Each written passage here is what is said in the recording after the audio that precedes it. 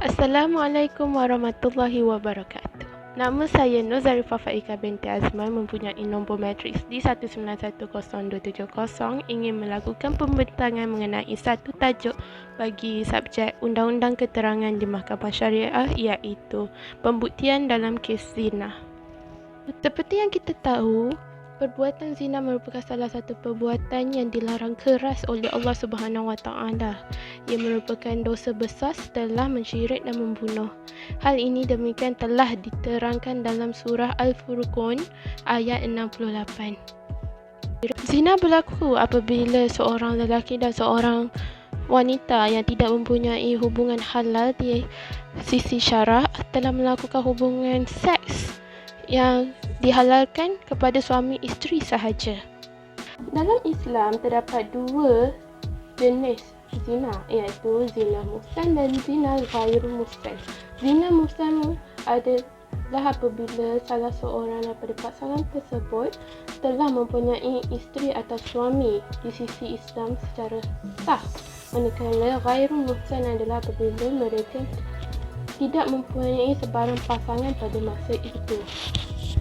Bagi kaedah pembuktian kes zina, terdapat 3 cara untuk membukti kesalahan seseorang itu, iaitu kaedah pembuktian al-iqrar, kaedah pembuktian al-syahadah dan kaedah pembuktian al-qarinah. Mari saya mulakan pembentangan ini dengan menceritakan mengenai al-iqrar. Al-iqrar adalah pengakuan seorang diri dengan rela hati dan tanpa pengaruh daripada orang lain. Ikrar juga boleh terjadi apabila berlakunya pengakuan diri sendiri kepada dakwaan yang telah diputuskan kepada seseorang, atau penyaksian seseorang diri terhadap diri sendiri. Daripada maksud lain, istilah juga bermaksud memberitahu seseorang yang sabit hak orang lain ke atas dirinya walaupun buat masa akan datang, bukanlah semata-mata pemberitahuan, bahkan pada haknya.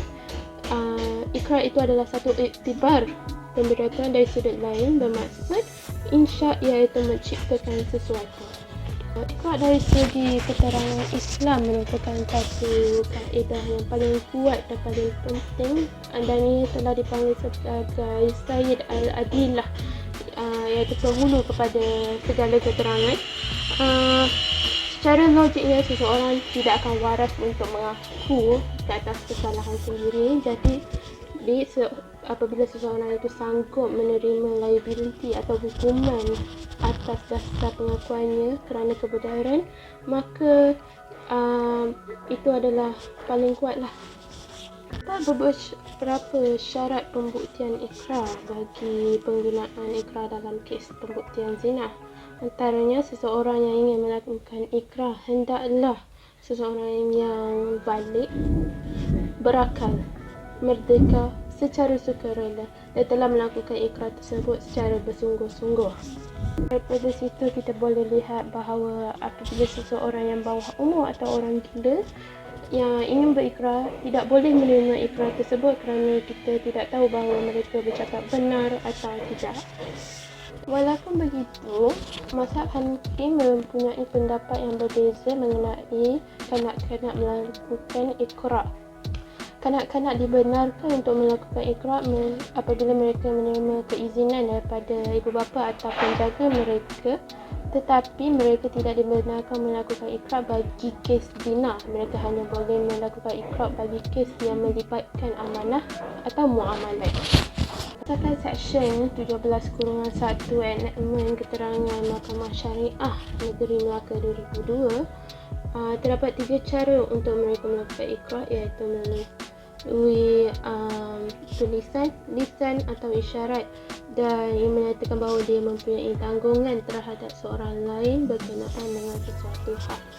Enakmen Kesalahan Jenayah Syariah Seksyen 47 juga telah memaktubkan bahawa ikrar hendaklah dibuat dengan secara sukarela dan tanpa apa-apa paksaan di hadapan seorang pegawai, dan kemudian hendaklah mengulangkan semula di hadapan mahkamah apabila perbicaraan sedang berlaku, dan jika ia melibatkan kes zina maka hendaklah mengulangkannya sebanyak 4 kali di hadapan hakim semasa hari perbicaraan tersebut.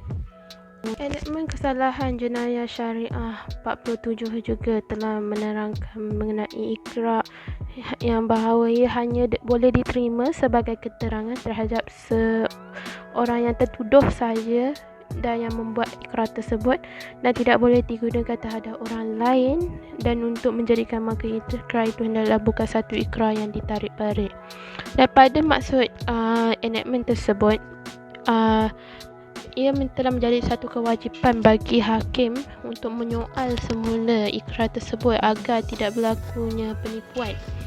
Dan ia juga hendaklah hakim juga hendaklah menerangkan kepada mereka yang membuat ikrar tersebut bahawa terdapat keburukan atau punishment, hukuman yang akan berlaku jika mereka melakukan ikrar tersebut. Menjadi sunat untuk hakim untuk membantukan orang yang membuat pengakuan itu supaya menarik balik ikrar tersebut, kerana tiada siapa yang akan menanggung kerugian dengan penarik balik pengakuan seperti itu. Ini memandangkan bahawa tiada hak yang tersentuh kecuali hak Allah sahaja. Pengakuan atau ikrar tersebut hanya akan melibatkan mereka yang membuat pengakuan tersebut sahaja dan tidak akan melibatkan pihak ketiga. Sebagai contoh, seorang lelaki yang telah mengaku bahawa dia telah melakukan hubungan zina akan menerima padanya seorang sahaja dan tidak kepada seorang perempuan yang dia telah mengaku dia menzina, selain daripada perempuan itu telah mengaku bahawa dia juga telah melakukan zina dengan lelaki tersebut. Ada pembuktian yang kedua ialah al-syahadah. Dari segi bahasa, ia bermaksud penerangan atau khabar yang telah putus, manakala bagi istilah pula ia bermaksud sesuatu perkhabaran yang dibenarkan di dalam majlis kehakiman dengan lafaz syahadah untuk membukti dan mensabitkan hak ke atas orang lain. Syahadah juga dinamakan al-bayinah kerana ia menerangkan sesuatu yang ada di dalam jiwa seseorang dan menjelaskan hak yang benar pada sesuatu yang telah dipertikaikan. Terdapat beberapa pendapat ulama iaitu Ibnu Humam yang menyatakan bahawa syahadah bermaksud pemberitahuan yang bersifat benar untuk mensabitkan sesuatu hak atau kepentingan dengan menggunakan lafaz kesaksian dalam majlis kehakiman. Manakala Syekh Syihabuddin juga telah meletakkan definisinya tersendiri, iaitu syahadah merupakan pemberitahuan tentang sesuatu hak atau kepentingan bagi orang lain dengan menggunakan lafaz aku naik saksi atau selain daripada itu. Pada situ kita boleh menyimpulkan bahawa syahadah ini bermaksud kesaksian, iaitu pemberitahuan yang bersifat benar diberi ke atas keyakinan dengan pasti dan bukan sangkaan sahaja. Kemudian ia hendaklah menggunakan lafaz kesaksian seperti aku naik saksi dan hendaklah dilakukan dalam majlis kehakiman atau mahkamah sahaja dan bagi kepentingan orang lain ke atas orang lain dan bukan bagi kepentingan diri sendiri untuk memberi kesaksian tersebut. Bertujuan untuk mensabitkan sesuatu atau kepentingan cuma ada hak Allah dan lain daripadanya. Terdapat 5 rukun al-syahadah yang hendak dipastikan bahawa mereka semua memenuhi kerana supaya al-syahadah itu dapat diterima tanpa syak, iaitu orang yang memberi kesaksian, pihak yang diberikan kesaksian kepadanya, pihak yang diberikan kesaksian ke atasnya, lafaz kesaksian yang digunakan dan perkara yang disaksikan. Dapat beberapa firman Allah Subhanahu Wa Taala mengenai al-syahadah, iaitu dalam surah An-Nisa ayat ke-15, kemudian surah An-Nur ayat ke-4 dan ayat yang ke-13. Daripada dalil-dalil tersebut, para ulama telah mendapati bahawa apabila ia melibatkan kes zina, maka 4 orang saksi lelaki memerlukan untuk memberi kesaksian terhadap kes zina. Terdapat beberapa syarat-syarat untuk penerimaan keterangan saksi, iaitu saksi mestilah memenuhi syarat-syarat kelayakan. Kemudian kesaksian dibuat selepas pendakwaan telah dikemukakan. Kemudian kesaksian dibuat atas kehendak pihak yang bertelingkah sahaja, dan kemudian kesaksian dibuat dengan izin dan kebenaran mahkamah. Saksi juga hendaklah menggunakan perkataan saya bersaksi atau apa-apa perkataan yang membawa maksud yang sama. Keterangan yang diberikan oleh saksi itu hanya berkaitan dengan perkara yang terdapat dalam dakwaan sahaja. Saksi tersebut memberikan penyaksian berasaskan keyakinan, pengetahuan dan maklumat dari dirinya sendiri, bukan daripada kenyataan orang lain, dan bukan bercakap wakilkan kepada orang lain. Saksi hanya memberi kesaksian tentang sesuatu yang didengar dan dilihat olehnya sahaja dan tidak boleh membuat kesimpulan daripada sesuatu kejadian. Selain itu, terdapat beberapa syarat kelayakan menjadi saksi yang amat penting, iaitu balik lagi berakal. Maksud daripada tersebut, ia telah mencapai umur yang sesuai dan ia berakal, maksudnya tidak gila. Kemudian Islam, ini hanya ditujukan sekiranya tuduhan tersebut dilakukan terhadap orang yang beragama Islam saja kerana mereka mempunyai kesedaran atas dosa yang telah diperlakukan. Kemudian mempunyai panca indera yang sihat, kerana mereka ingin dijadikan saksi bagi kes yang amat besar. Jadi mereka tidak bolehlah menjadi seorang yang buta, bisu atau pekak, supaya keadilan dapat betul-betul dicapaikan. Kemudian mereka hendaklah seorang yang adil. Maksudnya daripada kefahaman Islam ialah seseorang yang tidak diketahui melakukan dosa-dosa besar atau dosa-dosa kecil secara berterusan, dan perkara yang boleh menjatuhkan maruah walaupun tidak berdosa. Kemudian ia hendaklah seorang lelaki, iaitu lelaki yang mempunyai pengetahuan atau keyakinan dalam perkara yang melibatkan hudud atau qisas. Dan wanita tidak boleh diterima sebagai saksi bagi kes zina kerana ia melibatkan hudud. Kemudian tiada tomahan. Tiada tomahan ialah apabila dia tiada niat untuk mendapat manfaat atau menolak mudarat, seperti menjadi saksi kepada ayah atau anak sendiri, dan juga tidak boleh menerima bagi orang yang diketahui bermusuh dengan orang yang tertuduh, yang hanya akan memburukkan orang yang tertuduh saja. Tidak boleh menerima penyaksian saksi yang mempunyai kaitan dengan politik atau sebagainya. Hendaklah bilangan yang cukup, iaitu 4 orang bagi kes zina. Keempat saksi itu hendaklah melihat perbuatan zina tersebut bersama-sama, dan mereka hendaklah memberi keterangan dalam majlis persidangan yang sama. Bagi kes zina tersebut hendaklah memenuhi syarat-syarat yang saya telah beritahu tadi, dan mereka juga hendaklah melihat berlakunya kesalahan tersebut secara takrif dan secara jelas, yang melihat anggota badan yang digunakan, iaitu kemaluan yang melakukannya secara jelas. Para ulama juga telah bersepakat bahawa sebarang pembuktian seperti kesan air mani, pita video, gambar tidak boleh disabitkan dalam kesalahan jenayah zina, kerana mereka boleh menerima berita kesalahan jenayah zina juga tidak boleh diterima. Ini menunjukkan bahawa tuduhan kesalahan zina tidak boleh diambil ringan dan perlu dilakukan secara teratur.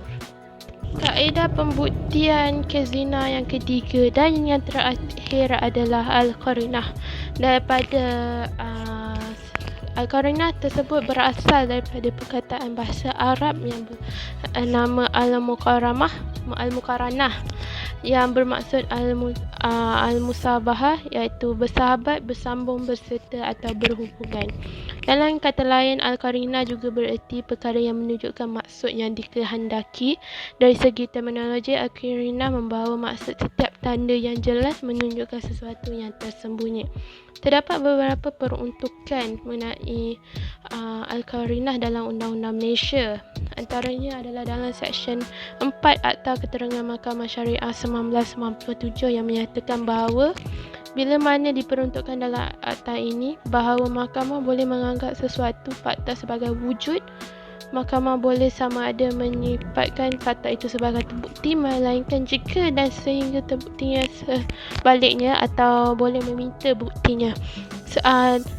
Seterusnya, bila mana diperuntukkan di bawah akta ini bahawa mahkamah hendaklah menganggap sesuatu fakta sebagai wujud, mahkamah juga hendaklah menyifatkan fakta itu sebagai terbukti, melainkan jika dan sehingga terbuktinya pembuktian itu sebaliknya.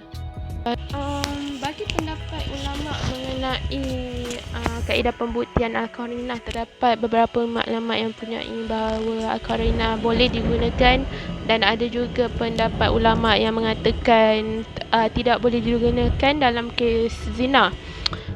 Bagi mereka yang ulama yang menerima al-qarinah sebagai kaedah pembuktian adalah mazhab Maliki, di mana mereka telah berpendapat bahawa sekiranya wanita itu adalah wanita tempatan dan tidak ada bukti yang menunjukkan dia dipaksa melakukan zina, maka dia boleh dikenakan hukum hudud di atasnya.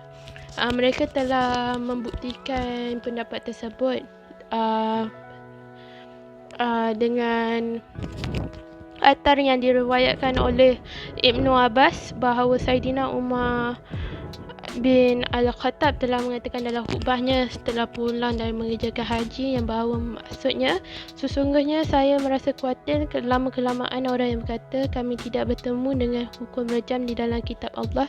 Dengan demikian mereka telah meninggalkan sesuatu kefarduan yang telah diturunkan oleh Allah SWT. Ingatlah bahawa hukuman rajam itu adalah benar terhadap mereka yang berzina dalam keadaan muhsan apabila cukup keterangan saksi mengandung tanpa suami, tuan atau pengakuan. Kehamilan dalam keadaan tiada suami atau tuan adalah qarinah yang jelas terhadap perbuatan zina. Qarinah itu telah diterima oleh Saidina Umar sebagai dalil sabitan dalam kes ini. Saidina Umar juga tidak mengeluarkan kenyataan seperti ini, melainkan ia terlebih dahulu mengetahui kepentingan jiwa dan kehormatan seorang yang tidak boleh dirosakkan dengan hanya semata-mata sangkaan sifat ketelitaan. Saidina Umar ini amat jelas lagi melalui katanya yang membawa maksud menggugurkan pelaksanaan hukuman hudud kerana wujud syubhah. Lebih aku suka dari melaksananya dalam keadaannya ada syubhah. Bagi kes tersebut adalah qarinah bagi kes zina ialah apabila seseorang telah mengandung tanpa suami atau melahirkan anak tanpa sebarang keterangan. Suami yang sah merupakan satu qarinah yang telah diterima pakai oleh para sahabat. Ini menunjukkan bahawa mereka telah bersependapat tentang perkara tersebut. Bagaimanapun wanita tersebut boleh dan mempunyai hak untuk mengemukakan bukti untuk menolak anggapan tersebut. Bebanan dia hanyalah menimbulkan keraguan di atas pertuduhan berkenaan sahaja. Jika wanita berkenaan mempunyai sebarang pembelaan, maka ia perlu untuk didengar dan mendapat pertimbangan yang wajar. Saidina Umar radhiyallahu anhu telah pernah melepaskan seorang wanita yang mengandung tanpa suami dengan alasannya bahawa semasa dia tidur dia tidak mengetahui apa yang dikenakan di atasnya. Dalam kes zina ini kita boleh lihat lagi di dalam Al-Quran mengenai kita juga boleh lihat dalam Al-Quran mengenai kes Maryam, di mana tuduhannya di atas Ia adalah amat berat iaitu kes zina. Mereka yang menuduh Maria hanya berdasarkan beberapa korinah seperti beliau masih anak dara dan tiada perkhabaran mengenai perkahwinan atau berlaku kejadian yang tidak diinginkan seperti rogol, perbuatan memencelkan dirinya daripada keluarga dan orang ramai dan melahirkan anak tanpa seorang suami atau bapa kepada anak tersebut.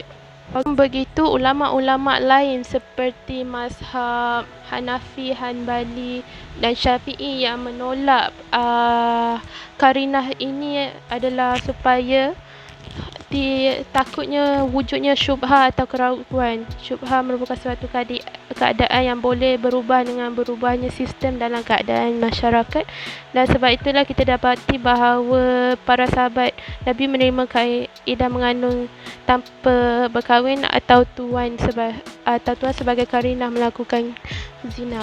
Sebagai kesimpulan, kita dapat lihat bahawa zina merupakan satu jenayah hudud yang perlu kita make sure betul-betul bahawa seseorang itu melakukan zina tersebut atau tidak. Maka terdapat 3 bukti, iaitu secara al-iqrar, syahadah atau karinah. Jika bukti-bukti tersebut tidak dapat diperincikan, tidak dapat dibenarkan, maka hendaklah mereka meneliti semula pembuktian tersebut. Jika terdapat ikrar, mereka tidak perlu menggunakan al-syahadah atau al-karinah, tetapi jika tiada ikrar, mereka hendaklah menggunakan al-syahadah. Tapi jika tiada dua-dua, maka mereka boleh menggunakan al-karinah. Sekian, itu sahaja daripada saya, Nazarifah Faikah binti Azman, mempunyai nombor matrik 1910 bagi subjek Undang-Undang Keterangan di Mahkamah Syariah. Assalamualaikum.